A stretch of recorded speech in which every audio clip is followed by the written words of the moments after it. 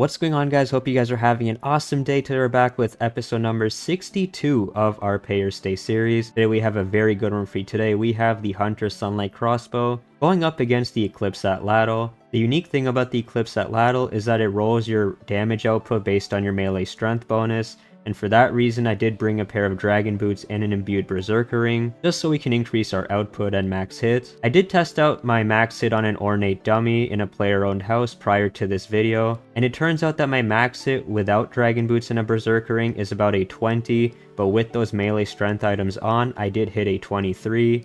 Now this is without any boost, so with overload potions I would definitely hit higher.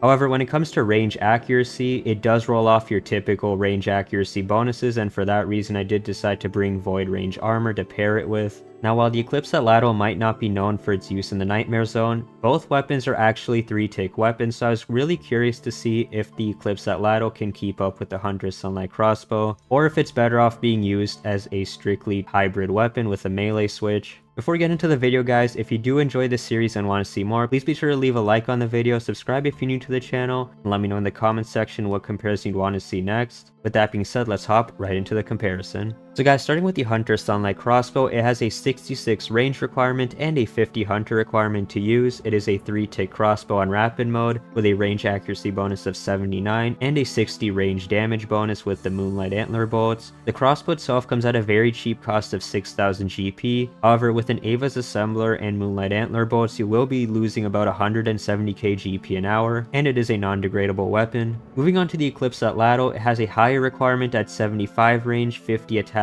and 50 strength requirements. It is also a 3-tick weapon, but its damage is based on your strength gear. It has a range accuracy bonus of 87 and a strength bonus of 40. The darts itself do not have any bonuses, so also keep that in mind. It comes at a cost of 2.3 million GP, and the dart cost will set you back about 75,000 GP an hour, and it is also non-degradable. This gives us a price increase of 38,233%. Now, while the cost discrepancy may be this high, I've actually done the math on when it would actually become more expensive to use the Hunter Sunlight Crossbow, and the math comes out to about 24 to 25 hours, after which point the Eclipse Atlatl would actually become the cheaper weapon to use. So if you are planning to train range for a very long time in the Nightmare Zone, I'd also keep that in mind if I were you. Now with that being said, guys, let's hop right into the Nightmare Zone. And guys, we'll be starting with the Hunter Sunlight Crossbow. See you guys after 30 minutes. 75 years later.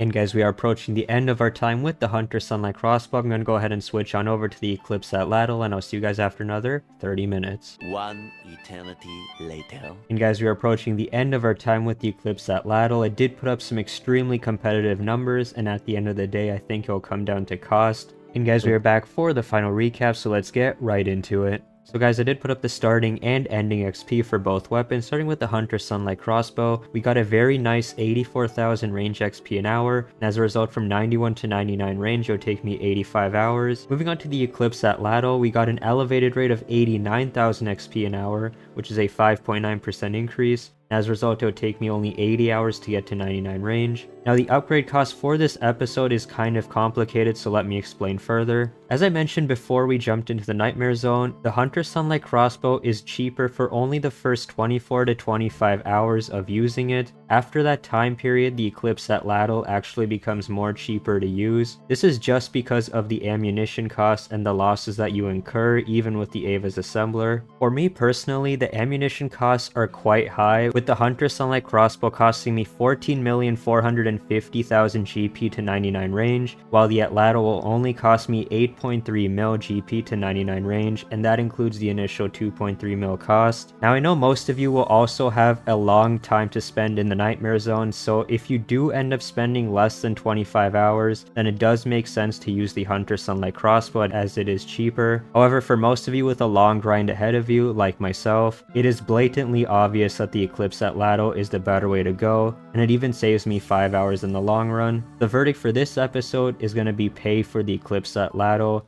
And while it might not seem obvious at first given how cheap the Hunter Sunlight Crossbow is, if you add up the ammunition costs over a long period of time, the math checks out pretty well. And yeah guys, that does bring us to the end of this episode, the last one of 2024. I hope you guys did enjoy this one, and thank you very much for sticking with the series for this entire year. If you did, please be sure to leave a like on the video, subscribe if you're new to the channel, and let me know in the comments section below what comparison you'd want to see next. We will pick this series up in 2025, so with that being said, I hope you guys take good care of yourselves, and until next time guys, peace.